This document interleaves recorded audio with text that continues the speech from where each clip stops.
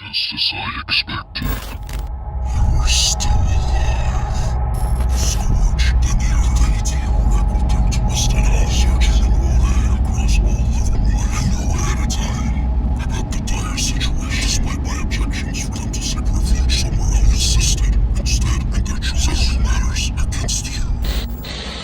Their choice led them to rot in silence. Malicious, naturally, an undefeated champion in the years gone by, left nothing but the destruction behind. They had taken my warning unlike the other, but I had held abruptly for their personal payback. They've chosen to stay, battling against you. Later became a vain and desperate attempt to stop their unavoidable tragedy.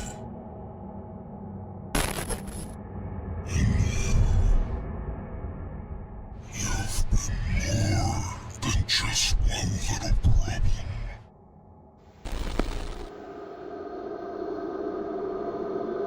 You've become a threat of what remains of us. From our very first encounter, this should have been your last. I had unfortunately left a parasite to roam free on its own will. It was a mistake on my end when I fled to recover from our battle. Many countless fell victims by your hand. They were all buried 6 feet under. And now you're here seeking out the remainders. About time we could take you where we left off, because I've waited long for this very moment. So have the others.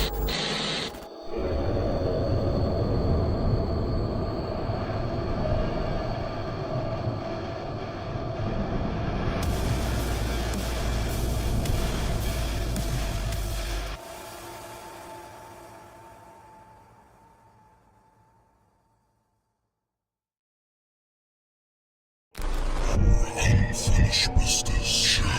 Since here the clock is ticking, let this chapter be a doom closure of their own legacy.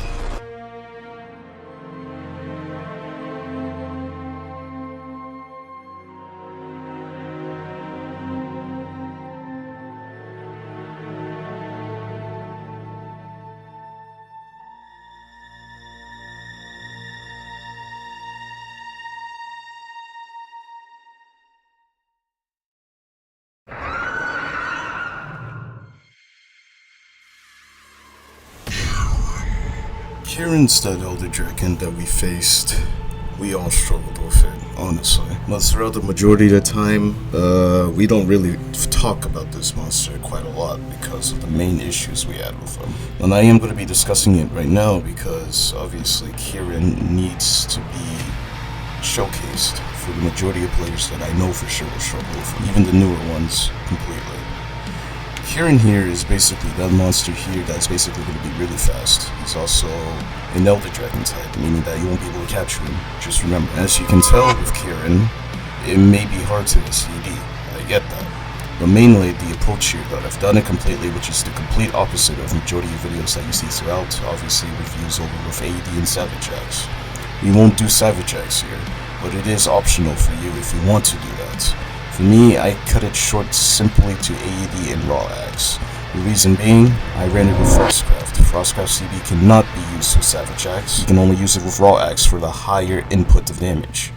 So when you do Raw Axe, that means that you are conserving all of the Frostcraft meter, which is extremely important for CB if you want higher damage. That attack meter coming from that Frostcraft meter is super important. And as you can tell here with Kirin, he's like Teostra. With every 2 head breaks, he will topple down. So the first will be a flinch, the second will be a toss. For Kirin here, obviously, you're mainly going to be approaching it with like Impact File CB, which is of course something I recommend because even though you got Fire, which is his main weakness, it is effective. But at the same time, if you do not have Kujar Fire CB, I strongly recommend you bring yourself either Sleep or you just bring yourself actual raw damage, so that you can actually stun him during the process of this. This is the only exception where I'll tell you, regardless, if you will. Again, with Kirin here, I'm only gonna say this once. You are basically just like an IG, you're basically like an LS, you're basically like a great sword, you're basically like an SNS, you're basically like the many other weapons here that do not run with shield. You get the full attack input capacity, however, I do not recommend guardless 100% of the time. I recommend it only in case of scenarios such as with Kirin, you only need to dodge. With many other monsters where you need guard 5, you bring it. Another scenario case would be with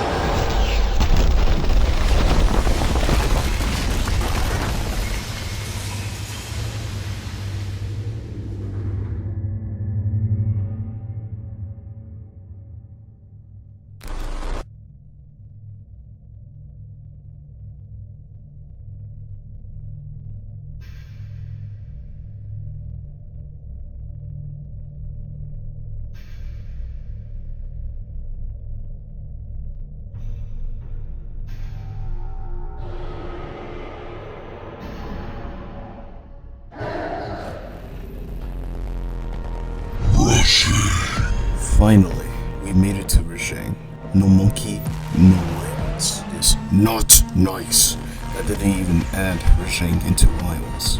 If Rajang is added to wilds, then I will get wilds. Anyways, I wanted to mention something about Rajang. He's the perfect example why you need guard 5. As explained before with Kirin, you wouldn't really need guard 5 because all you're doing is dodging and axing his face, AED, and then SAED for the ground punisher when you see him stunned or toppled. With Rajang here specifically, your approach here will be very different. If you have Kajar Ice, which is his main weakness, then SAED is super viable against this man. Here's the reason why. Because for every file you do is a 308 of SAED when you hit his weak point, which is obviously the head.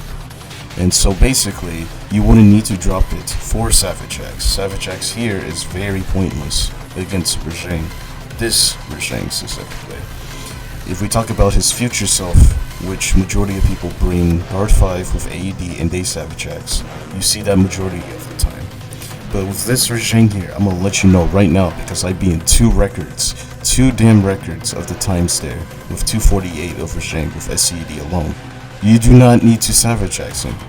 Do not drop out 332 when you get Coalescence against this guy, because specifically, he's literally all going to be guard point AED, and then of course the moment you get the beam opener, you SAED. That is very simple enough. You keep it consistent to SAED and AED towards this monster for the higher consistent damage. Now with normal Rajang here, like I said, he is super weak to ice. Anytime you do a guard point AED and you break his head, every head break that he receives will be a topple. For his arms, for example, every time you break it, it'll be twice. So when you break him once, he will topple. But when you break it the second time, he flinches. And then breaking it the third time, he basically topples. So it's every 2 breaks.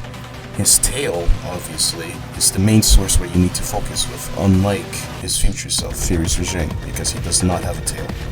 Hitting his backside, however, and if you break his tail while he's in Fury mode, you remove his rage entirely. And so basically, he's a very simple monster that is able to keep it with consistency. You need to AED, and anytime he topples, you SAED, and you're able to deliver an AED afterwards. You keep it in the loop to ensure that he topples every round, every turn. It's that simple of the damage, and you wouldn't really need to do anything else other than SAED and AED, and guard pointing with guard 5. Overall, Rajang is my favorite monster, and I do really hope that he gets added to Wilds. If not, you're not going to see any of that. Next, we will discuss a monster that we know from Hunter Rank.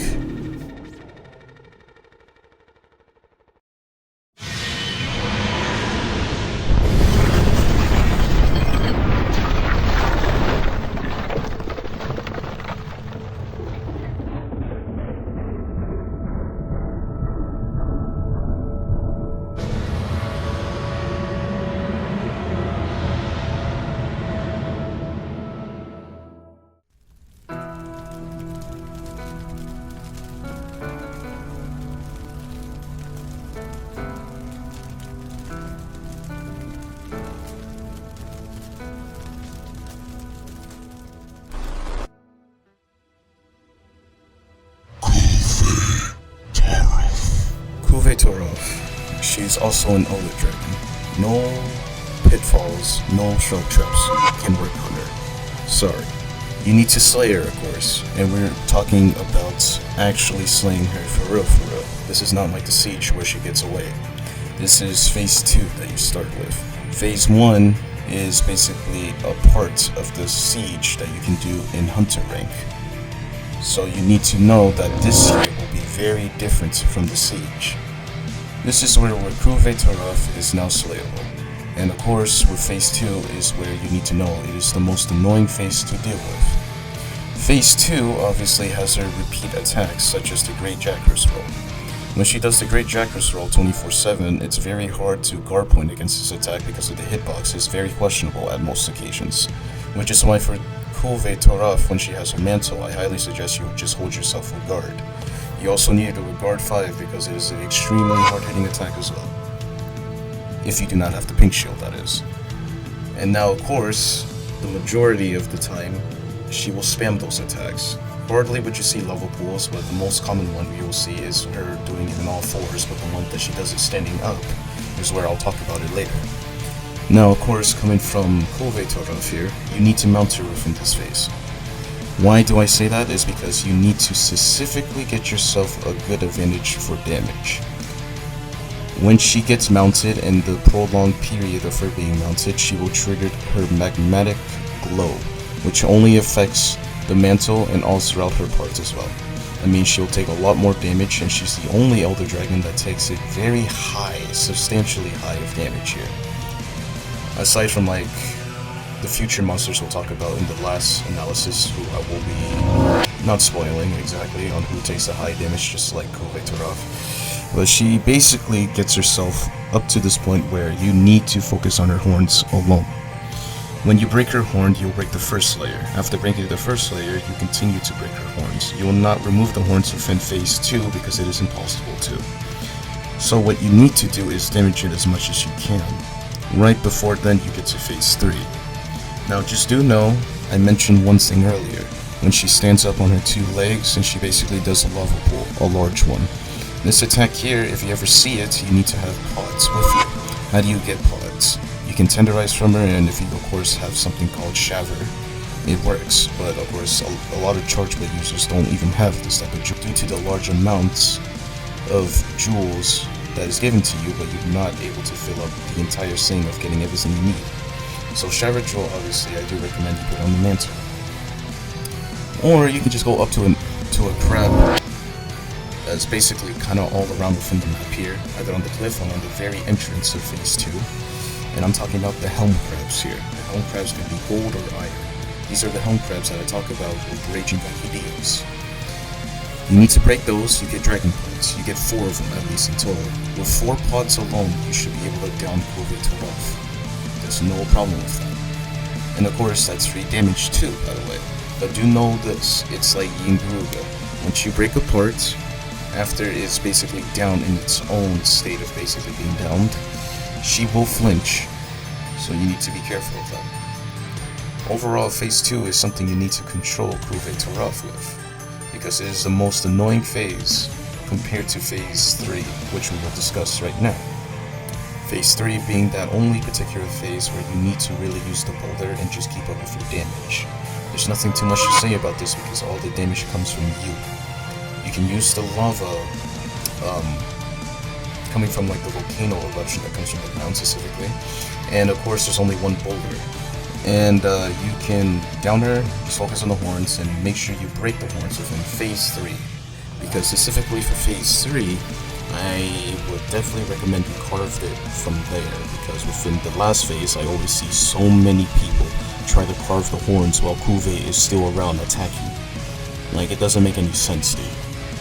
And I should let you know that phase 3 and phase 4 are perfect for Kajar Ice, whereas for phase 2, which I haven't mentioned, you need to bring Kajar Thunder.